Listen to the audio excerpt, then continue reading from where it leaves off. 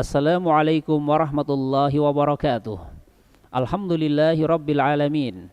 Wassalatu wassalamu ala asrafil anbiya'i wal mursalin Nabiina Muhammadin wa ala alihi wa ashabihi ajma'in amma ba'du. Kaum muslimin wal muslimat, ayyuhal ikhwah wal akhwat yang kami hormati rahimani wa rahimakumullah. Kita akan melanjutkan pembahasan buku Nahwu Dasar memasuki pelajaran yang keempat, yaitu tentang tanda-tanda isim. Pada pelajaran sebelumnya kita akan mengetahui sebuah kalimah atau sebuah kata termasuk isim, tentunya dengan mengetahui maknanya. Ya, misalnya kursiyun, oh ini isim karena apa? Nama bagi benda. Ya, ini pada pelajaran sebelumnya. Misalnya lagi ada Ibrahim, ya, kenapa dia isim? Karena dia nama bagi manusia. Dan pada pelajaran yang keempat ini kita akan mempelajari tentang tanda-tanda isim, di mana faidahnya atau manfaatnya adalah kita akan bisa mengetahui sebuah kalimah atau sebuah kata termasuk isim atau tidak termasuk isim dengan melihat tandanya saja. Dengan melihat tandanya, meskipun kita belum tahu artinya, kita sudah bisa mengatakan, oh ini isim. Kenapa? Karena ada tandanya. Ini yang akan kita pelajari. Ya, sehingga kita akan pelajari tentang alamatul ismi, tanda-tanda isim. Silahkan disimak. Yang pertama, tanda isim yang pertama adalah berakhiran tanwin.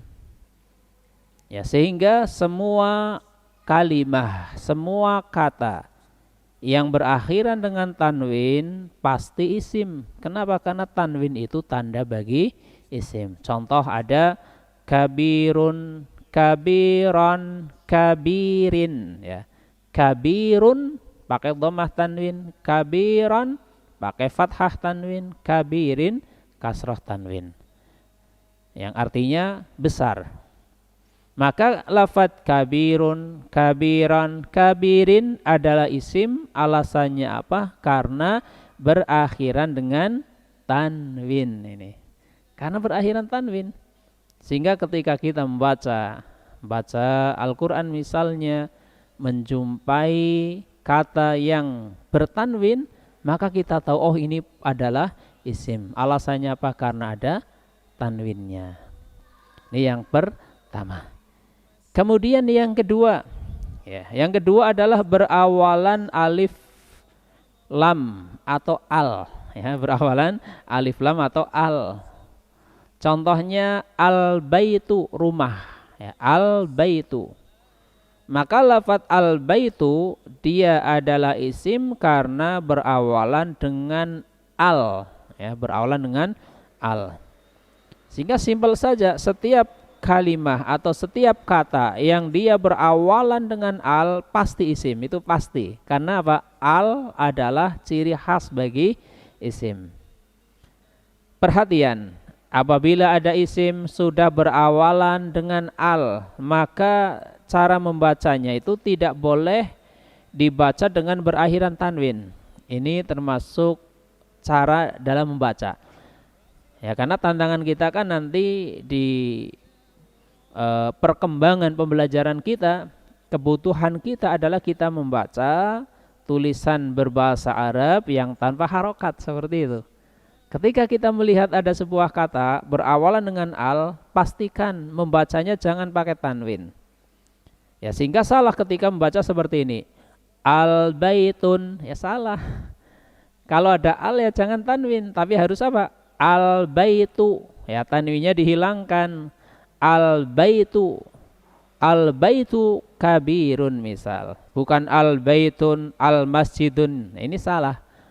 As-saburatun, ya tidak ada seperti itu. Ya, kalau ada al sekali lagi jangan dibaca dengan berakhiran tanwin. Demikian pula sebaliknya, ketika ada isim tanpa al maka harus dibaca dengan tanwin. Sehingga salah apabila membaca seperti ini. Kabiru, salah. Kenapa? Tanpa al harus tanwinnya muncul. Tapi harus kabirun. Nah, ini harus jelas. Sehingga kalau digabungkan al baitu kabirun. rumah itu besar. Ya, tidak boleh al-baitun kabiru, ini kebalik. Kenapa? Kaidahnya diingat, apabila berawalan al maka tidak boleh berakhiran dengan tanwin, sebaliknya apabila tanpa al maka baca dengan berakhiran tanwin. Kemudian yang ketiga, ya. Tanda isim yang ketiga adalah dimasuki oleh huruf jar atau khofad. Huruf jar adalah huruf yang menyebabkan kata setelahnya dibaca jar atau kasrah. Ada huruf yang dia menyebabkan isim setelahnya itu jadi kasrah. Namanya huruf apa? Huruf jar atau huruf khofad. Contoh huruf jar adalah ala, di atas. Sehingga ketika ada isim didahului oleh ala, pasti dia berubah menjadi kasroh, itu pasti. Misal ada kata al-maktabu, asalnya dhammah al-maktabu. Ketika didahului oleh ala, maka menjadi alal maktabi. Ini harus kasroh, tidak boleh alal maktabu, karena ada ala. Kalau ada ala, lafaz setelahnya harus dibaca dengan kasroh. Sehingga ketika tanpa harokat kita bisa membaca dengan jelas, bacaannya alal maktabi, itu ya, tidak boleh alal maktabu. Ya, maka lafadz al maktab itu isim karena didahului oleh huruf jar berupa lafadz ala, di samping juga karena berawalan al. Sehingga misalnya alal maktabi, di situ ada dua tanda yang berkumpul, yaitu berawalan al sekaligus didahului oleh huruf jar berupa ala.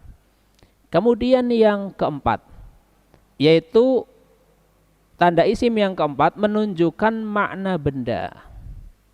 Artinya tanda sebelumnya tidak ada, tidak berakhiran tanwin, tidak berawalan al, tidak didahului oleh huruf jar misalnya, tapi dia termasuk isim karena menunjukkan makna benda. Contoh ana, artinya saya. Ya, ana, ya, kita kan sering mengucapkan ana, artinya saya. Lafadz ana dia adalah isim. Kenapa? Karena menunjukkan makna benda.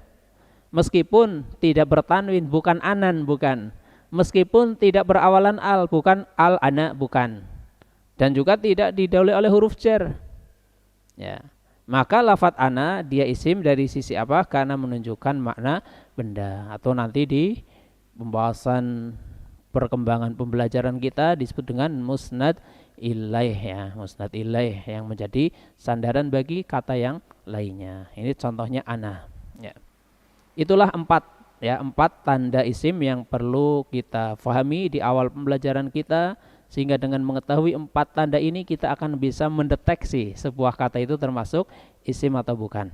Kita berikan latihan, tentukan mana yang termasuk isim pada kalimat berikut ini, lalu sebutkan apa tanda isim yang ada pada kata tersebut. Jadi latihannya, tentukan mana yang isim, kemudian sebutkan apa tandanya. Yang pertama, anta Indonesiun, kamu adalah orang berkebangsaan Indonesia atau kamu orang Indonesia. Yang isim yang mana? Yang kedua, al-kursiyu alal bilati, kursi di atas lantai, yang isim yang mana? Yang ketiga, al-kitabu jadidun, kitab itu baru.